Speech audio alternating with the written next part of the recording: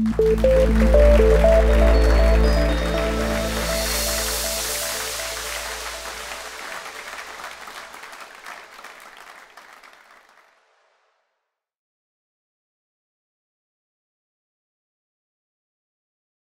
really awesome to see such an incredible turnout. That's incredibly humbling. I've prepared a talk to you today, I'm going to talk about concept art for video games mostly. I try to keep it somewhat discipline agnostic, so that even if you're not specifically looking for information on concept art, you'll find something useful in here to sort of take away. A brief overview of what I'll be talking about specifically. I'll briefly give an introduction of myself. I want to talk about like concept art holistically, like sort of what I believe its first and foremost purpose is in the production process. And then ultimately, I want to conclude with the section where I talk specifically about like what I believe it takes to really succeed in making game art, regardless of whether that's specifically for concept or another art discipline, because I believe that sort of when you sort of strip away all the extraneous stuff, it ultimately comes down to just a very few things. So with that said, let's get started.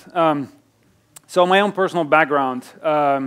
I graduated from the TU Delft in 2003. I was basically taught to design like coffee making machines, which from a very early point in my education, I figured that's not what I want to do. At the same time, there was a lot of emphasis on process in Delft, which I believed would benefit me regardless of what it was specifically that I was going to be doing anyway. And after that, sort of my long-time dream came true, where I got to actually work in games professionally. And I worked in the Netherlands for a pretty long time.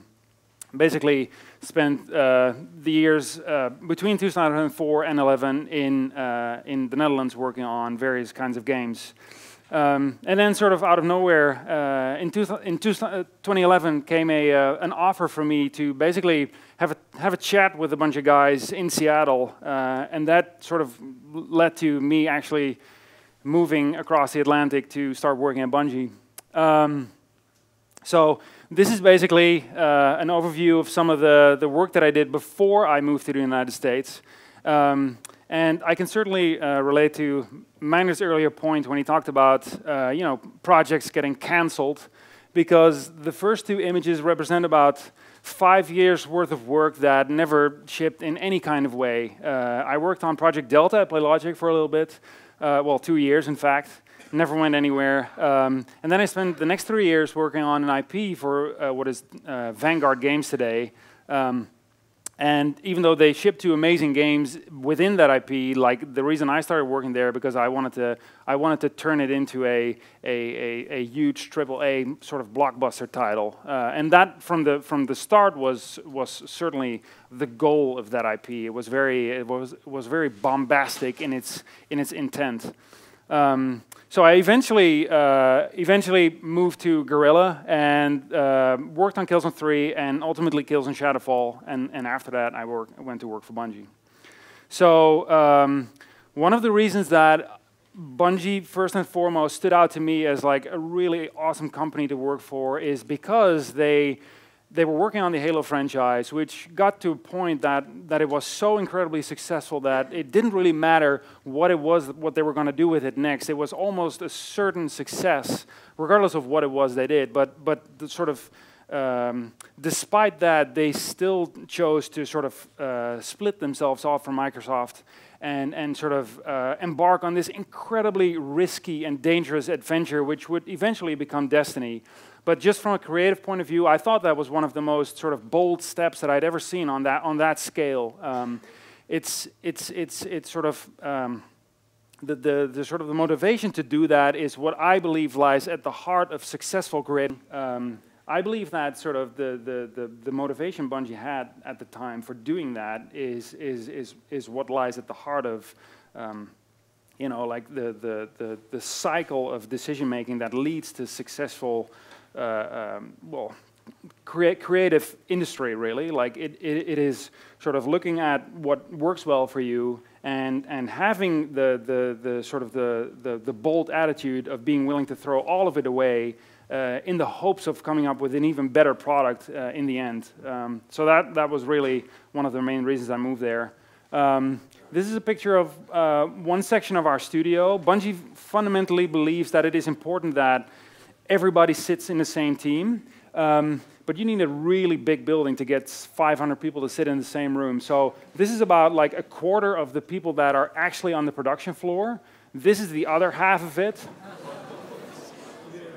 And this excludes teams like, you know, the IT departments, the HR departments, the mocap studios, everything, sort of all the teams that are not directly involved in the development of the product are not on this floor. They're on sort of levels above this.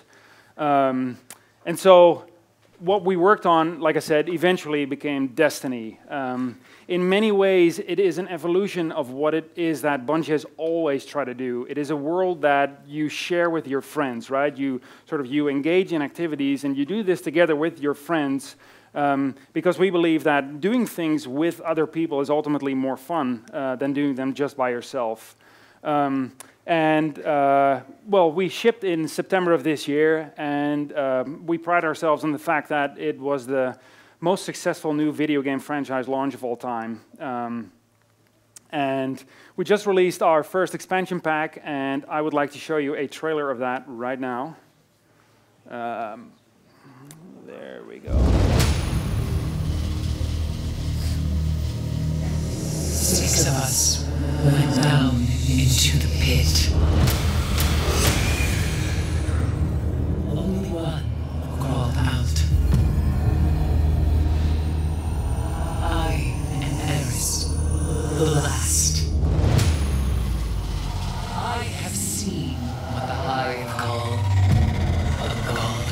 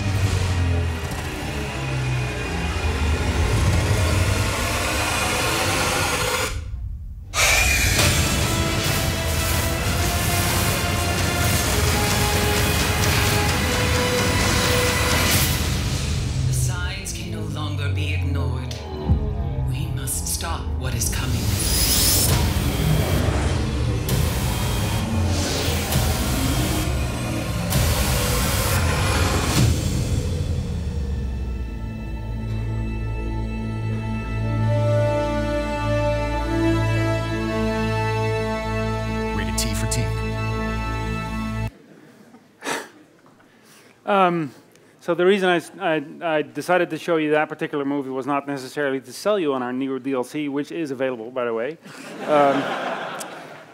It illustrates very well that like it is a game that contains a lot of stuff, right? Like there's a lot in Destiny. There's a lot of different game modes. There's a lot of different people. There's different kinds of stuff on the people that are playing with you. All of this means that like the visual design is really important to make sure that like the way the world is designed is understandable for people, despite the fact that there's such an incredible amount of like content that we need to convey to the player. These are some concept images that I did for Destiny, and what these illustrate is that like what the concept team does at Bungie is not specifically just like provide this graphical polish on top of already existing content. Like what we do, our group is very small, it's just 9 people, and compared to a production team of about 500, that is really small. What